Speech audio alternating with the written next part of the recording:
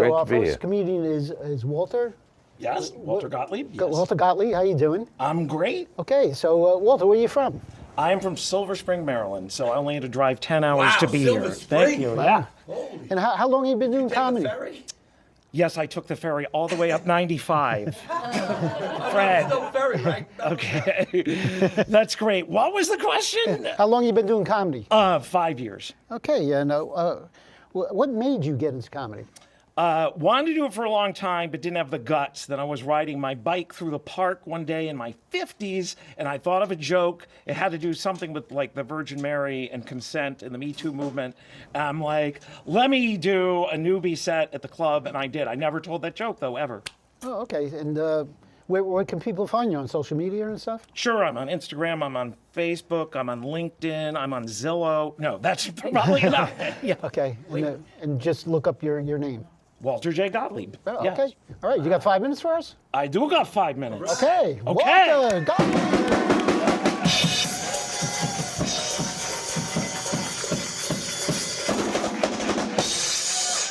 All right. Give it up for the Tommy Lee of Staten Island, everybody. Wow. Okay. He's banging on those skins and hung like a horse. Isn't that great? Yeah. I haven't spent a lot of time on Staten Island, honestly, in my life, but I have a friend, an old colleague, who taught me some Staten Island vocabulary. Things like, hey, you kiss your mother with that mouth? So I'm looking forward to using that.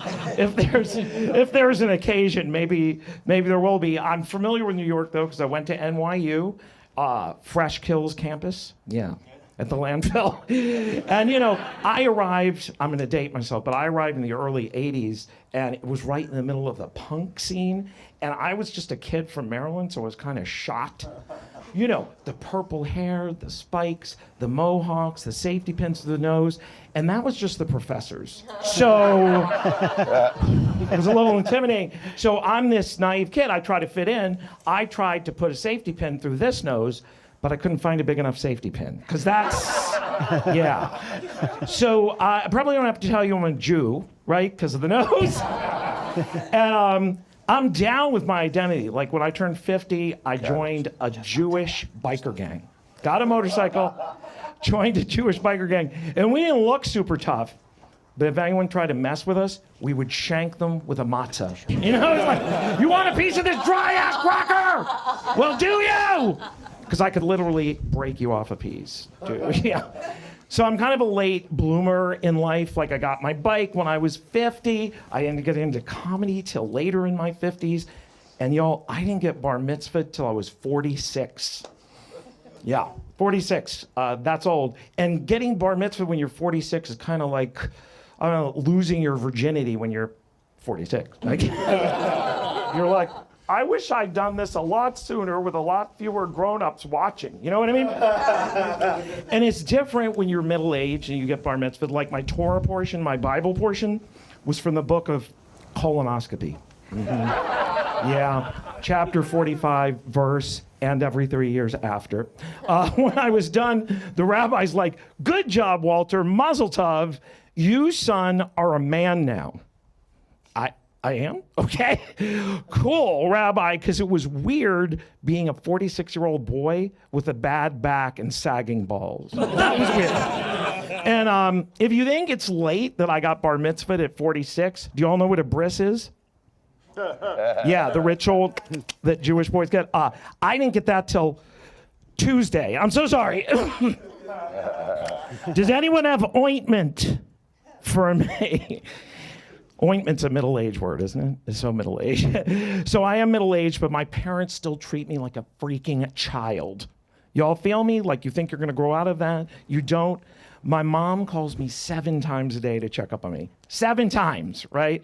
And I love her, and I wanna talk to her, but now when she calls, my smartphone says, scam likely. Thanks, Mom. Dad wasn't much better when I got that motorcycle. Guy calls me up. I'm 50. Calls me up and goes, Walt, your mother and I have been talking it over, and we're against your riding that bike, son. But we also think you're old enough now to make your own decision. Old enough to make my own decision? Dude, I'm old enough for estate planning. What are you talking? Like, we just bought 2 cemetery plots on Staten Island, dude.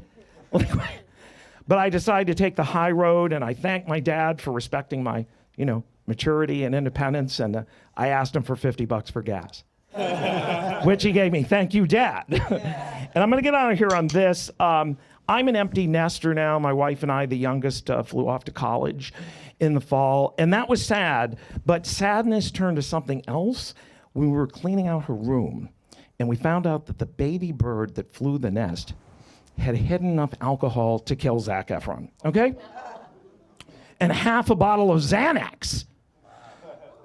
So what do, as progressive parents? Well, we called her over, we sat her down, we had a talk about honesty and trust, and I'm kind of messing with you. We did tequila shots all night and split the Xanax.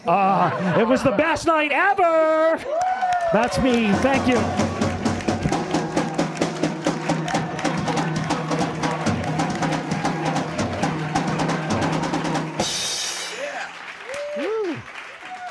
Wow, that was some act.